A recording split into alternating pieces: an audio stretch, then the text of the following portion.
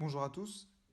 Étant donné les circonstances, je vous propose de continuer à travailler de manière dématérialisée en vous proposant un petit exercice de géométrie dans l'espace. Donc voilà, je vous propose le problème suivant. Comment calculer l'angle orienté UV à l'aide du produit scalaire?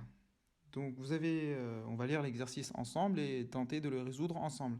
N'hésitez pas à mettre pause et à essayer de le résoudre par vous-même. Alors,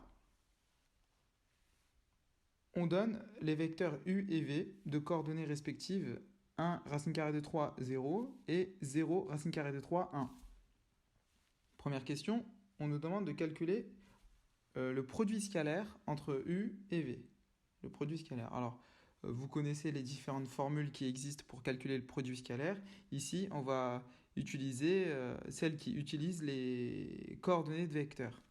Alors, le produit scalaire u V s'écrit de la manière suivante, donc c'est 1 fois 0, donc on multiplie les abscisses entre elles, les ordonnées entre elles et les codes entre elles, donc 1 fois 0 plus racine carrée de 3 fois racine carrée de 3 plus 0 fois 1.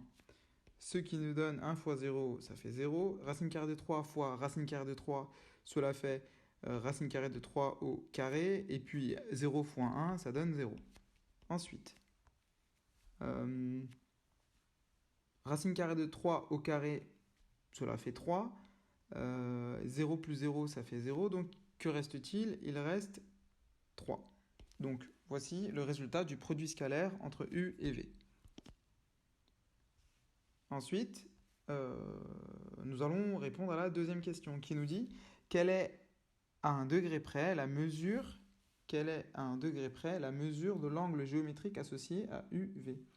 Pour cela, on va utiliser une autre formule du produit scalaire, à savoir la définition géométrique du produit scalaire U scalaire V, c'est aussi égal à norme du vecteur U multiplié par norme du vecteur V que l'on multiplie par le cosinus de l'angle orienté entre U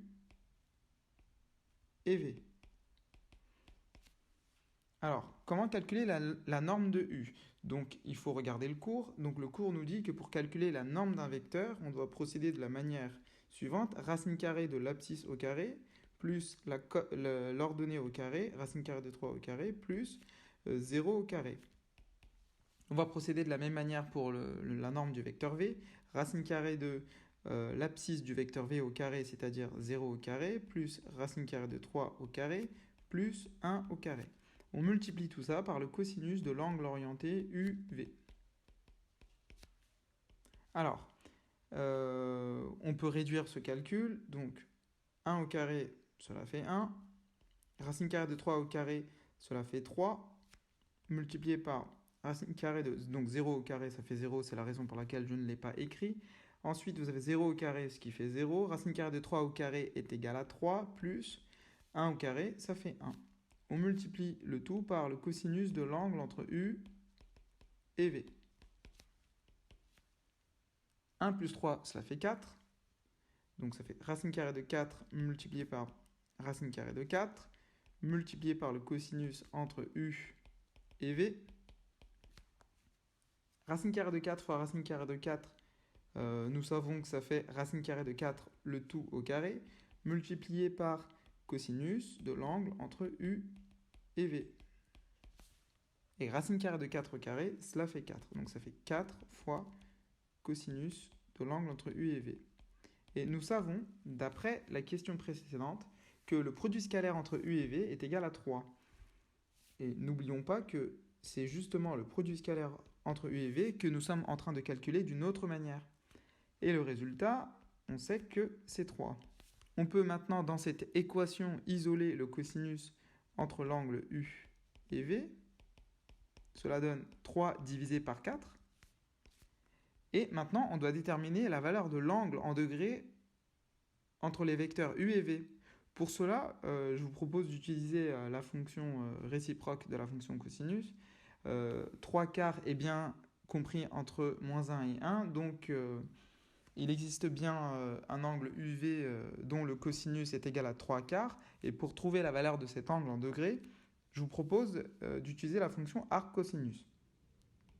Donc UV est égal à arc cosinus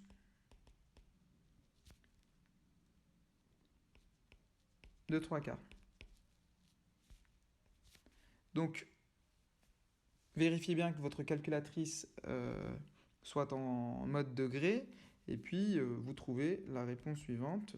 L'angle UV est égal à 41 degrés arrondi au degré près. Si votre calculatrice est en mode radian, évidemment, elle va vous afficher un résultat en radian. Nous, on veut un résultat en degrés, donc il faut bien veiller à ce que la calculatrice soit en degrés. Donc voici la réponse finale. J'espère que vous avez compris. N'hésitez pas à poser des questions si vous en avez en commentaire. Voilà. Bon courage.